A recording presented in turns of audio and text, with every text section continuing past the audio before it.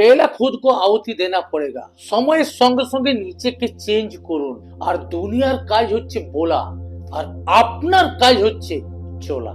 নমস্কার সকলকে, APJ Abdul Kalam sir MFI এবং ব্যাংকিং ইত্যাদি চ্যানেলে আপনাদের সকলকে স্বাগত। এই দুনিয়ার সবচেয়ে বড় যদি শিক্ষক কাউকে বলা হয় তাহলে সেটা হচ্ছে প্রকৃতি। আমরা মানব হিসাবে আমাদের একটা সময় আসে যে সময় আমরা নিজের মনে করি যে আমি ওইটা পারবো না, কিন্তু আপনি যদি নিজেকে প্রথম আহুতি করেন এবং নিজেকে পরিবর্তন করতে চান তাহলে অবশ্যই আপনি পারবেন, কারণ আপনার কাছে অসম্ভব বলে কোনো জিনিস নেই।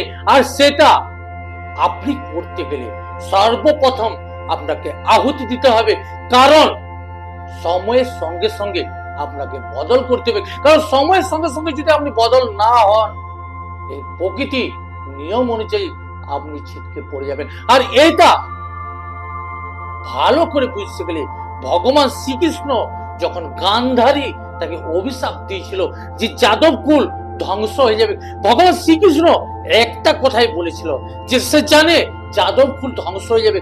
এই যে পুরনো কিছু নিয়মাবলী, এই পুরনো নিয়মাবলীর মধ্যে সীমাবদ্ধ ছিল, তার জন্য ভগবান শ্রীকৃষ্ণ তখন গান্ধারী মাতাকে বলেছিল যে মা, আপনি যে অভিশাপটা দিচ্ছেন আমি জানি যে যাদব কুল একদিন ধ্বংস হয়ে যাবে, তো আমাদেরও এখনো সময়ের সঙ্গে সঙ্গে পরিবর্তন করা দরকার। আর এই পরিবর্তন করতে গেলে আপনাকে সর্বপ্রথম আহুতি দিতে হবে। আমরা অনেক সময় নিজেরা মনে করি যে আমরা এটা করতে পারবো না, কিংবা আমরা অনেক সময় নিজেকে কনফিডেন্স হারিয়ে ফেলি, কিংবা আমরা জেনে বুঝে অনেক সময় অলসতার কারণে একটা কাজকে আমরা করি না। কিন্তু লাইফে চলতে গেলে, আপনাকে বেঁচে থাকতে গেলে এই লড়াই আপনাকে লড়তে হবে। আর এইটা ভালো করে জানতে গেলে আপনার প্রকৃতি একমাত্র পাখি, যাকে পাখির সম্রাট বলা হয়, বাজ পাখি বা ঈগল পাখির কাছে আমরা শিখতে হবে। আমরা সকলে জানি যে পাখি তার সারা জীবনে আয়ু হচ্ছে 70 বছর, কিন্তু 40 বছর পর ওই ঈগলকে তার জীবনের অনেক জিনিস আহুতি দিতে হয়। কারণ সে যদি ওই মুহূর্তে আহুতি না দেয় তাহলে তার জীবন প্রতিটা মুহূর্তে শেষ হয়ে যাবে। কিন্তু ঈগল একটা পাখি হয়েও তার নিজেকে বেঁচে থাকার তাগিদায় সে নিজেকে তৈরি করে, আর যেভাবে সে তৈরি করে 40 বছর পর যখন তার ঠোঁট বেঁকে যায়, নখ বেঁকে যায়, অর্থাৎ পায়ের নখ তার বড় হয়ে যায় যে, এবং তার দানা তুলনামূলক ভারী হয়ে যায় যে সে ওই মুহূর্তে উঠতে পারে না, শিকার করতে পারে না, এবং ওই মুহূর্তে যদি সে পরিবর্তন না করে তাহলে 40 বছর পর তাকে মৃত্যুবরণ করতে হবে। কিন্তু একটা ঈগল পাখি হয়েও এই প্রকৃতির সাথে লড়াই করে বেঁচে থাকে। আর সে কি করে?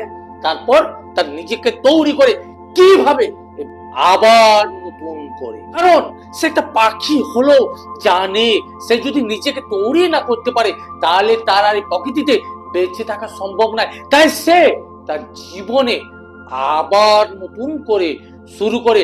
সে সর্বপ্রথম সে জানে তার ঠোঁট বেঁকে গেছে, যেটা তার শিকার করতে বাধা দেয়। সে কি করে? একটা পাথরের উপর ঠোঁটকে কন্টিনিউয়াস আঘাত করে যতক্ষণ পর্যন্ত ওই ঠোঁট না ভাঙছে, সে পায়ের নখকে কন্টিনিউয়াস একটা পাথরে ঘষে যায় যতক্ষণ পর্যন্ত ওই পায়ের নখ ক্ষয় হচ্ছে। সে কি করে? তার ঠোঁট দিয়ে কেবলমাত্র দানাগুলোকে আঘাত করে এবং তার কিছু পালক সে ফেলে দেয়। আবার এইগুলো হওয়ার পর কন্টিনিউয়াস কিছুদিন রেস্ট নেওয়ার পর আবার সে নেমে পড়ে শিকারের জন্য। যদি একটা ঈগল পাখি তৈরি করতে পারে তাহলে আমরা কেন পারবো না? কারণ আমরা অনেক সময় নিজেকে নিজের অলসতার কারণে হারিয়ে ফেলি, বা আমরা নিজেকে অনেক সময় মনে করতে পারি যে এই কাজটা আমি করতে পারবো না। কিন্তু আপনি যদি সাহস রাখেন, আর আপনি যদি প্রস্তুতি নেন, আর আপনি যদি তৈরি থাকেন, আপনার কাছে অসম্ভব বলিয়া কোনো জিনিস থাকবে না। তাই আমাদের উচিত, আমরা যখন দেখবো আমরা কর্মজীবন বা আপনার লাইফে আপনি যেটা করছেন সেখানে সফলতা আসছে না, তো আপনি ঠিক এই ঈগলের মতন পরিবর্তন হন। তো এই পরিবর্তন যদি আপনি নিজেকে আনতে পারেন তো আপনি এই প্রকৃতিতে টিকতে পারবেন, এবং আপনি আপনার কার্যকে না আপনার জীবনে আপনি সফলতার শিখর শেষ জীবন পর্যন্ত পেতে পারেন। কারণ আজ পর্যন্ত যারা সফলতম ব্যক্তি তাদেরকে যদি অনুসরণ করেন, তারা ঠিক এই জিনিসটাই করে। কারণ প্রকৃতির নিয়ম এবং এই পৃথিবীর মায়াচক্রের নিয়ম অনুযায়ী কাজের মধ্যে বিরাম যেমন আছে, সেরকম আমরা লাইফের মধ্যেও অলসতা আছে। আর এই অলসতা অনেক সময় কাজ করে দেয়। আর এইটাকে আপনাকে করতে গেলে তৈরি করতে হবে আমরা নতুন করে, এবং এই বাজ পাখির মতন। আশা করি যদি ভিডিওগুলো ভালো লাগে, লাইক করবেন, কমেন্ট করবেন, শেয়ার করবেন। নমস্কার।